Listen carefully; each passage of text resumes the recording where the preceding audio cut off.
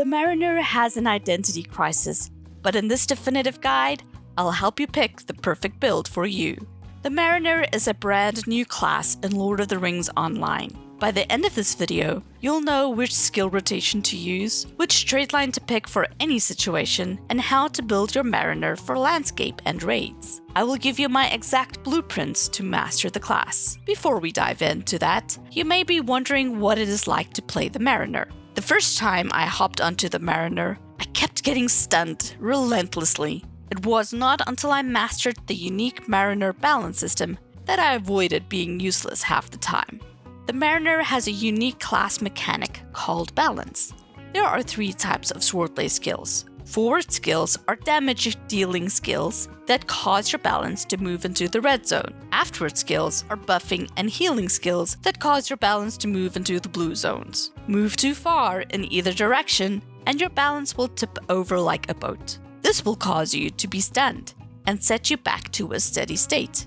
This brings me to the 3rd type of skill called steady, because it resets your balance to the neutral position. The key to success in playing the Mariner is optimizing your skill rotations so that you don't tip over, but still line up your skills so that you can use larger finishers. More on the rotation and finishers a bit later. What trait line you decide to use depends largely on your intentions with your Mariner. If you are a solo landscape player, then you will want to go to the red duelist trait line, because this by far will allow you to do the most damage and just mow through landscape mobs. If you prefer to play in fellowship with 2 to 6 players, you may enjoy the blue shanty collar line, which will allow you to heal and buff your group. However, if your ultimate goal is to take your Mariner into a raid, you will want a balanced build between the red and blue lines, where you have raid white skills, some crowd control, and can toss bombs on your enemies for massive damage. We will look at each build,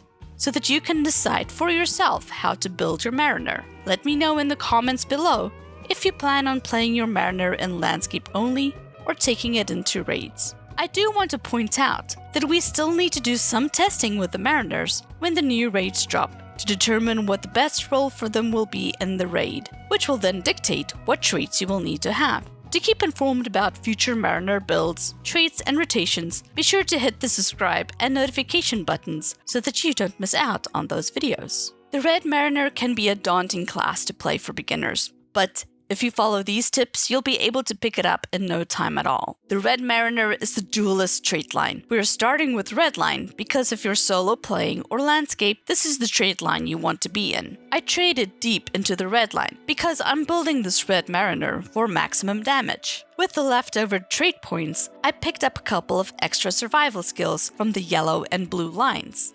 I tested out numerous combinations for Red Mariner, and this build, in my opinion, delivers the most damage per second. If you would like me to test out your build, then hop into my Discord channel and share your trait tree. The Mariner cheat sheet contains all the details on how to build your Mariner. This cheat sheet and all other resources are linked in the description below. I've not done a min-max design yet, because the raid gear is not available for analysis. I will be creating a gearing up video once we know what best in slot from the raid is. At this point, the crafted gear offers the most customization, so that is what I would pick. Right now, though, we're going to focus on how to master the Mariner skill rotations. Mariners have a forward-afterward system called balance. Your 3 main states are afterward, steady, and forward. Once you reach maximum forward and afterward, you will be stunned and reset to steady. Forward skills are your damage skills that will push you forward on balance.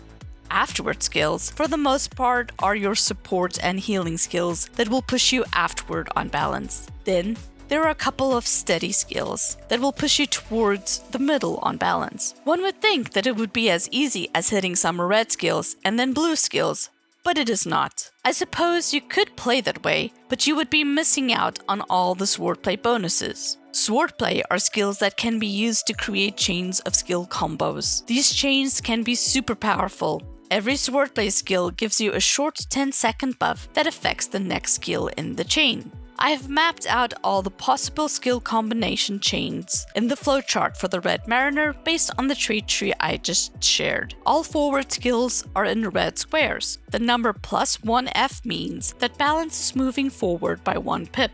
All afterward skills are in blue squares. The number +2A means that balance is moving aftward by 2 pips. All steady skills are in yellow squares. The number +3S means that balance is moving towards the center or steady by 3 pips. Gray skills do not affect balance. I've broken the skills into 4 main groups and then listed the strongest combos I found after hours of testing at the training dummy. First is the use on cooldown skills.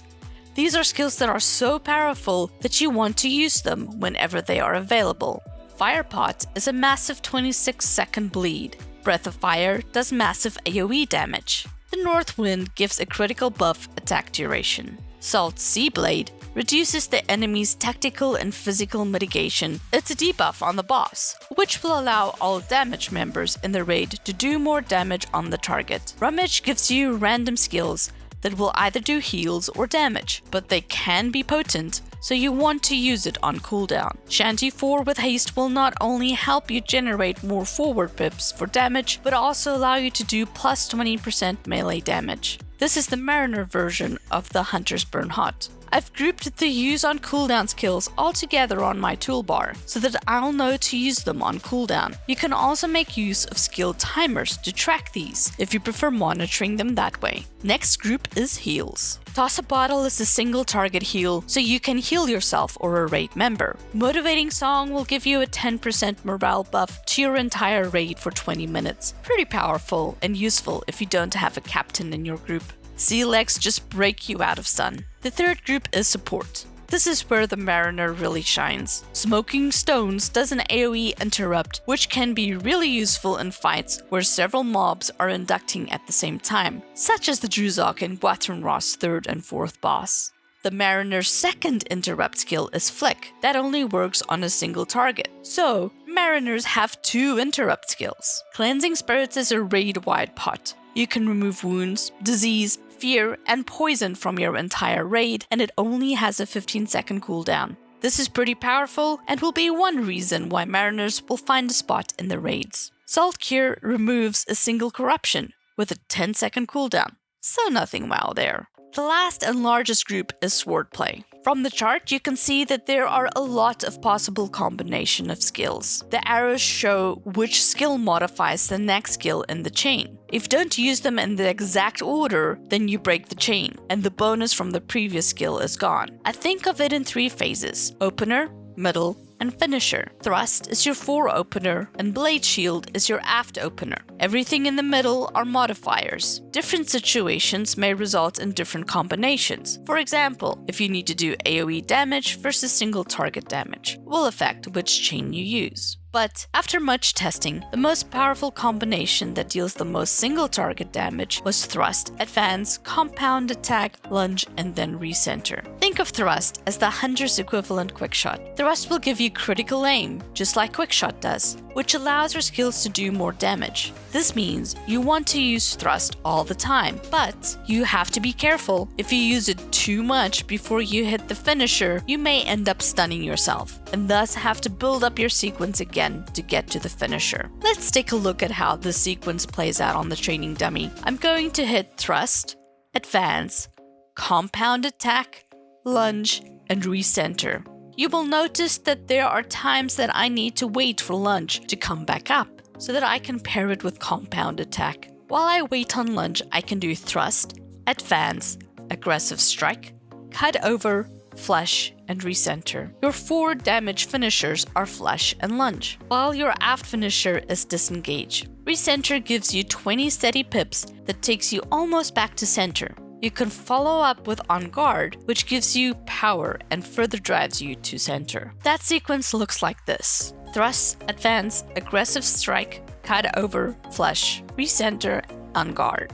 You can alternate between the two finishers. Be sure to get your copy of my notes linked in the description below, where I have all of this information jotted down. A more balanced approach would be to work in some AF skills, but honestly, that's going to reduce your personal damage, but it does offer more support to your team. This would be the last chain I have here. On guard, blade shield, check step, dodge, riposte, advance, compound attack, lunge, recenter. If you get stunned, you can easily use C-Legs to just get out of the stun and carry on. You can also trade in allies to make that stun time much shorter. In battle, your focus needs to be to keep up the skills that you need to use on cooldown. Maintain your DPS chain, and then toss in heals and support to assist the raid when the situation calls for it. I'd suggest spending some time at the training dummy practicing these core rotations, and you'll have 80% of the Mariner down in no time. Here is my blue Mariner build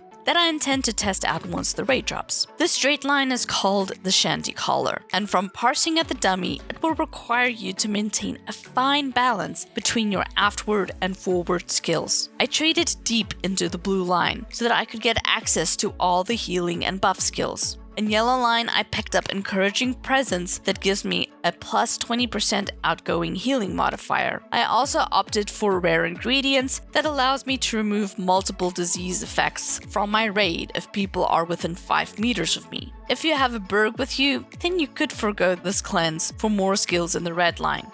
But that is something that you will need to test out with your group makeup. Here is the blue Mariner cheat sheet. I decided to take advantage of all the healing skills, so I'm working towards maximizing my outgoing healing without sacrificing physical mastery. My damage will be lower with this build, but the bonus heals and support buffs are worth being in the blue line. The legendary items build is still a work in progress that I'll experiment with once the 12-man raid drops. Given this build, there are only a couple of new skills that are being added for healing and buffs. Guided by the Stars is a raid-wide within 40 meter skill that has a plus 25% incoming healing modifier, plus 50% critical defense, finesse bump, and fellowship-wide heal. Think of this as a raid-wide bubble that can help your raid overcome some nasty situations, especially when used at the right time. The West Wind increases your entire raid's damage by 15% if they are standing within 10 meters of you, and it also applies a fellowship heal. Call the Banners gives you a 25% damage to your raid that stacks on top of the West Wind damage buff. You can increase your entire raid's outgoing damage by 40%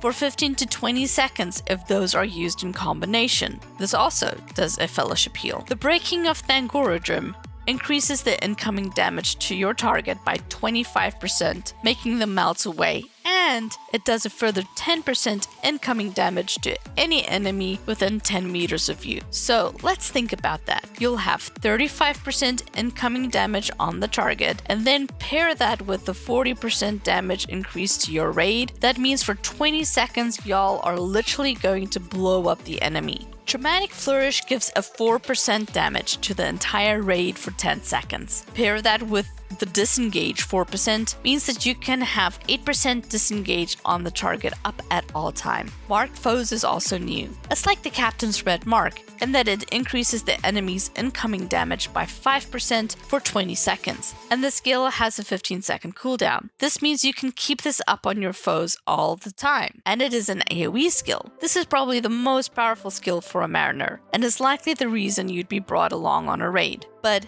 it is only useful when playing in a group or when you have mobs. The other interesting hidden skill is Breath of Ice. Breath of Fire is changed to Breath of Ice, which causes your enemy to move 50% slower. This can be super useful if you find yourself in a situation where someone has to kite a boss. Question now becomes, alright, how do you balance all of these skills into a perfect rotation so that you can optimize all these buffs, heals, and damage and not tip over? The core healing skill you will want to focus on is Disengage, which when modified with Step Back turns Disengage into a powerful 37k heal, and it increases mitigations and damage done, so it is powerful. You will want to prioritize Disengage in in your rotation. It is a finisher. But if you were only to do step back, then disengage, and then all your afterward healing skills, it means that you're missing out on forward healing skills and support bonuses. My strategy is simple. Start with a pre-battle rotation including Motivating Song, On Guard, Blade Shield, and finish with Step Back. Enemy starts, head Westwind and Call of the Banners of War. You should have enough afterward momentum to then head Disengage, followed by Recenter. Remember to always pair Step Back with Disengage or you won't get the heal. To maximize afterward damage, you can go Blade Shield into Step Back into Disengage. Now, you can move into your forward rotation. Use your forward heal cooldowns like Northwind or Breaking of Thangora Germ to open up Dramatic Flourish. Recenter won't be up yet, but that's okay, because you've got afterward Shanty on. Then do a couple of afterward skills and you'd be ready for Disengage again. You want to keep alternating reaching the two finishers, Disengage for afterwards and Dramatic Flourish for forward. Use Thrust, Advance, and Lunge combination if you need to get a quick recenter off. Blue Line is an absolute balancing act between fore and afterward skills, which will take some time getting used to. Keep this flowchart handy at all times, that way you can have a quick reference and refresher to know what order skills need to go in. I have seen many iterations for a balanced approach between red and blue Mariner builds. Some lean more towards red line, while others focus more on blue line. I've shown you both extremes here, so now it is up to you to tinker with it to find your ideal build. In the end, the ultimate build will be dictated by 1. What the raid mechanics are, 2. What your group needs help with the most, and 3. Your personal playstyle. If you want to know what the optimal build is for the new raid, ask me again in 6 months. After the raid has dropped and after we've had time to experiment with the Mariner. Need to decide whether or not you want to play Corsairs of Umbar expansion? Check out this video.